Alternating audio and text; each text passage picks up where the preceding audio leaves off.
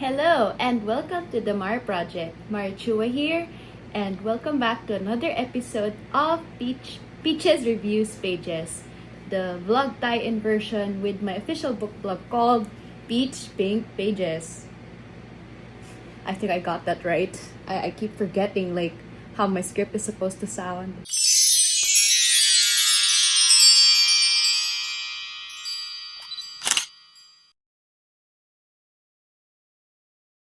So for today's vlog episode, we will be tackling Les Misérables.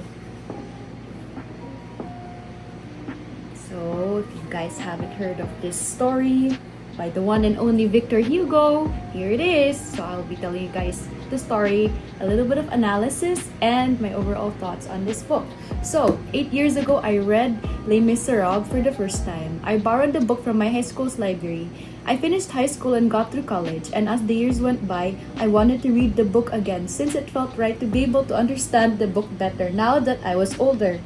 For a while, it was so difficult to score a copy of the book anywhere. Opportunity struck for me last April 2025 when I was able to secure a copy of the book at a book booth in one of the campus buildings. Wait, I'm actually going to get the book. I should have prepared it earlier. Okay, I'm back. Here it is. So here is the copy. This copy from Signet Classics was the complete, unabridged, and unedited version of the book. It contained a lot of deleted scenes and extra and lengthier chapters. So it was a lot to digest. Personally, I still prefer the copy I read back in high school since, despite my new understanding of the book years later, over 1,000 pages was still a challenge. I mean, look at this thing. Okay, I'm gonna count. Okay, look at the last page. It is 1,468 pages. That's how long it is. It even says here, the only complete and unabridged paperback edition. And from the cover, you might recognize this character, who I will discuss later. When my best friend John gifted me the same copy I read in 9th grade, which is this one, surprisingly, it literally looks the same. I couldn't be any happier. Alongside a copy of Beowulf from my previous book blog, if you haven't seen it, was the enriched classics edition of Les Misérables. This, for me, is the right version with properly condensed content, glossary, and notes of terms and other useful reading resources you can peek through anytime while reading the book. Thank you again, Johnson Idol! Reading Les Misérables is like the perfect companion to Crime and Punishment by Fyodor Dostoevsky. See, I can finally pronounce his name. I have the copy of the book, but I'm too lazy to get it now. So I'll just present pictures or the book blog episode here if you haven't watched it. These books were mentioned and briefly discussed in my philosophy classes back in my senior year of college. So that was really fun. I could see why my professor, shout out to Sir Valero, liked talking about those two books so much, with its themes, writing styles, and periods of time involved. It's like Fyodor and Victor were secret best friends, spinning the craziest but most well-known stories later on.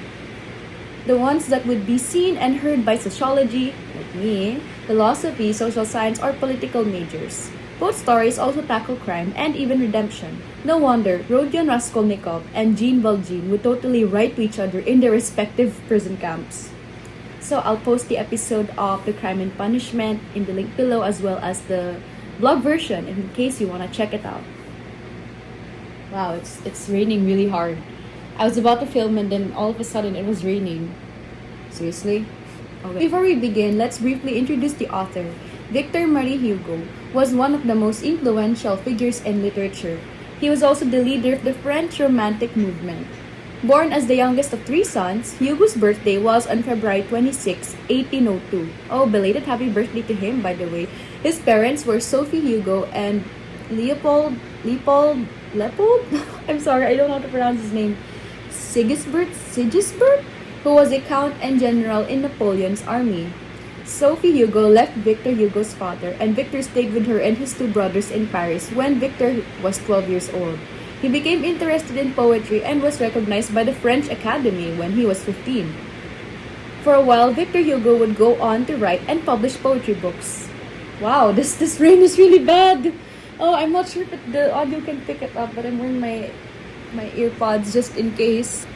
In 1823, Hugo published his first novel, Hans of Iceland, and in 1831, he completed The Hunchback of Notre Dame.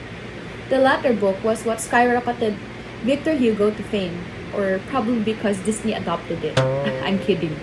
Hugo grew on to become a political advocate fighting for liberty and justice and rights of the poor. In 1848, he was elected to the Second Republic's Constitutional Assembly. He denounced the imperialist ambitions of President Napoleon III and fled France in 1851. Hugo was exiled in the Isle of Guernsey. Potato Peel Society? Check out the other post. Check out this official post and the link in the description below. I figured I'd show it. This is one of my favorite books. Okay. So, he was exiled in Guernsey until Napoleon III's downfall in 1870. During Hugo's exile, he wrote anti-Napoleonic works. In the 1840s, Hugo started to write Les Misérables, originally titled Les Misérables? Misérables? Okay. In 1862, the novel was completed. Upon Hugo's return home, he became known as a hero and was even elected as senator. Hugo to this day remains as a powerful symbol of democracy and liberty in the world. Do you think he still hears the people sing? Now let's get into it. In case you don't know the story yet of the greatest musical that ever existed, Les Misérables is about a man named Jean Valjean. He was imprisoned for 19 years for stealing bread to feed his family. Now that he is a free man, Jean will embark on a life-changing, heartbreaking journey to redeem himself. This is a complete contrast to Raskolnikov's story because while the former tried to escape his crimes and bad actions, Jean already served his sentence. Raskolnikov only serves his sentence towards the end of Crime and Punishment, but both characters follow a path of redemption through the people they meet. Both characters found love and belongingness, Raskolnikov with Sonia, who helped him establish a sense of faith through teachings and certain beliefs. For Jean, he takes little Cosette under his wing as his adopted daughter. The little girl in the picture, or usually is just like the mascot of most pictures and media of Les Miserables. And that changes everything and anything he's ever fought for. Jean, who feels unwelcome in a post-Napoleonic society that he has returned to, must find his place again if he wants to survive. Multiple times, he has tried to escape only to fail, being forced to serve and finish his sentence. That is until a bishop named Myriel welcomes him to his home for a while. Jean is tempted to steal from this kind man, but a small act of kindness changes Jean's perspective on life and living. More of a gift later on, Myriel is initially robbed of some silverware and Jean is imprisoned a second time. However, Myriel convinces Jean to be released and will treat the stolen silverware as a gift to the ex-convict. In exchange, Jean must promise to be an honest man from now on. Inspired by the bishop's actions, Jean first assumes the identity of Monsieur Madeleine, a priest, and goes on to help a town become prosperous. His acts of kindness make him the mayor of Montreuil-sur-Mer. In the first arc of the book, we are introduced to a young woman named Fantine. I hope I might be butchering a lot of these names in the book, so I'm sorry in advance. When Fantine falls in love, she is quickly abandoned by her partner and is forced to raise Cosette, her daughter, on her own. Fantine also knows that she wouldn't be hired anywhere else due to having an illegitimate daughter. In the town of Montfermeil, she meets the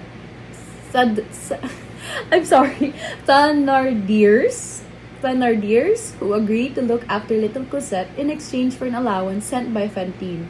She finds work in Madeleine's factory, so their worlds meet and collide. But when local folk find out about Fantine's illegitimate daughter, she is soon fired. Struggling to find more jobs to help support Cosette and pay the Thénardiers, she results in prostitution. Eventually, she is arrested by police chief Javert, one of the main antagonists in the story. About to be imprisoned, Madeleine intervenes and makes a promise to the woman that he will help reunite her with Cosette in an attempt to rescue both mother and daughter. Javert and Madeleine have a confrontation in which Javert believes he is the ex-convict Jean Valjean. Jean is arrested and his time as a false priest is over. Initially, Jean's mission is a failure, and Fantine passes away from illness without being able to see her daughter again, ending the first arc. Jean is convicted once again, this time for assuming a fake identity despite his kind actions at first. Time passes in Jean's new prison and he is released again. He returns to Montfermeil and rescues Cosette from the Thénardiers. Cosette, who has grown up a little, was forced to play a servant to the wealthy family and was badly mistreated now that her mother was gone. While Cosette was greatly abused, the Thénardier's daughters, Eponine and Azelma lived in luxury. Now living under Jean's wing, Cosette is able to go to school while Jean secures a job as a gardener in a rundown part of Paris. Throughout the Cosette arc and her growing up, Jean does his best to look after Fantine's child, giving her the life Fantine could not have nor give her. Through Cosette, Jean develops a sense of love and tranquility, wanting to protect her and make her happy. Jean starts seeing himself as a father, but will Cosette see him as hers? We are introduced to another character in the book, Marius Pontmercy. In his own arc, he is a young man living with his wealthy grandfather. He searched for his biological father, and upon finding about his passing, Marius goes on a quest to learn more about his late father's ideals, values, and legacies. Marius, as he gets older, takes an interest in law and politics, becoming a law student. While at the park one day, he meets Cosette from afar, and it's love at first sight. So cute. Jean, protective of his adopted daughter, initially tries to meddle in their relationship and ensures that Cosette does not get close to or ever meets Marius. Still, a smitten and adorable man does what he can, and like what any smitten and adorable man does, so he will be sending Cosette cute and anonymous love letters. Their paths cross again when Jean visits Marius' neighborhood, particularly to a family called the Jondrettes. It is revealed that the Jondrettes are actually the Thénardiers, who have assumed fake identities after losing their wealth status and property, the inn. After Jean's visit, the Jondrettes plot to rob Jean, which Marius learns about and goes to report in an attempt to save the day. The police inspector is informed, but it's also Javert. He catches the Thénardiers and arrests them, but after hearing of Jean's return, he is so eager to catch him once again. In the meantime, Marius is able to pursue Cosette with the help of Eponine, his friend and somebody with a one-sided crush on him. If you remember, she is one of the Thénardier's daughters. Jean still does not approve of their relationship, so Cosette and Marius will get themselves into a 19th century Romeo and Juliet reincarnated love story. Hoping Marius still has a chance with Cosette, he returns to his wealthy grandfather in an attempt to convince him to help marry Cosette. Seriously, you'd think Marius was so smitten or even a simp, but a super adorable kind of simp. I was rooting for these two goofy goobers the whole book. I love a man that will fight the gods or use up all of his willpower just to be with the person he loves. But I digress. Marius' grandfather also disapproves of this, and Cosette once again is forced to leave him. Seeking distractions, Marius joins his fellow students, radicalists, at an uprising. In a short amount of time, Marius becomes acquainted with weaponry usage. This leads to a few deaths and betrayals, including Eponine, who dies in Marius' arms after taking a bullet for him. And when you love someone, you let them go. Before dying, Eponine is able to deliver Marius a letter from Cosette, and they both work together to get another letter across. Seeing Marius' dedication towards Cosette, Jean decides he's going to help him for once. As Javert, or Javert the Jerk in Mara's terms, Javert's involvement with the uprising comes to a close. Jean sets out to take this man down, especially for harming Marius in the process. In another confrontation, Javert attempts to arrest Jean. He pleads with him, requesting that Jean first help save Marius and bring him back to his grandfather. Seeing the goodness out of Jean's heart transforms Javert, and he is ultimately torn between duty or returning the kindness. As, instead of Javert being executed for the uprising, Jean secretly had him released. In the end, Javert lets Jean go and sacrifices his own life by drowning.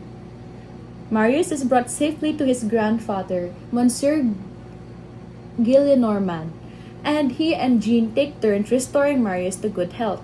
Like Jean, Gillenormand sees Marius for who he really is and the man who helped save his life like many others.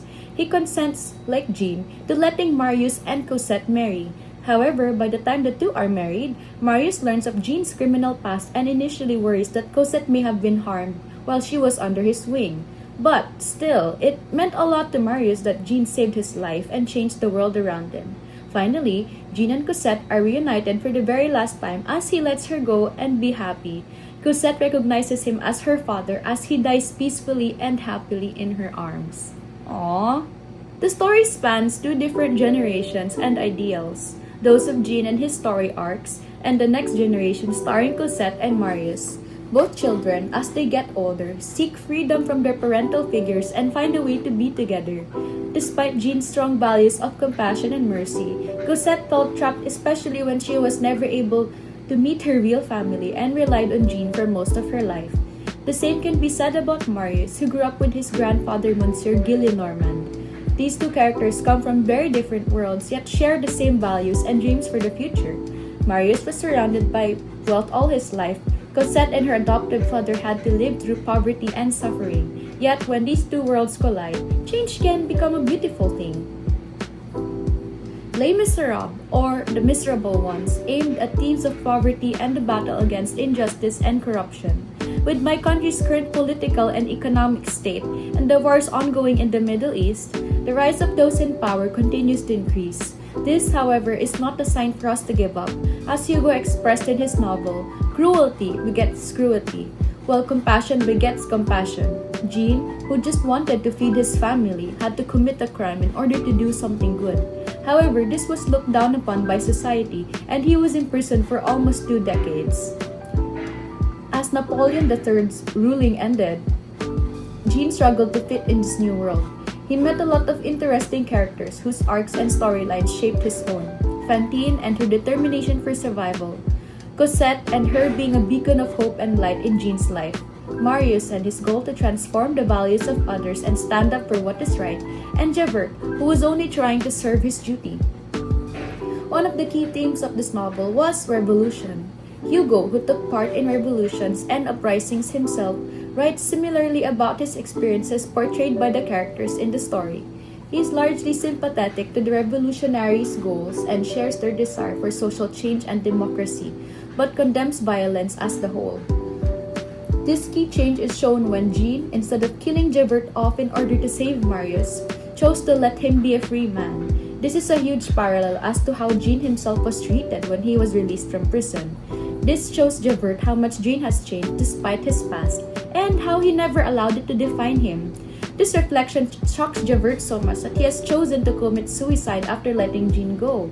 The same is applied with Marius, who initially feared Jean for his past, but after Jean saved his life, Marius's look on him changed. As I see it, Bishop Myriel was the one who started a domino effect that allowed for Jean's story and path redemption to even exist.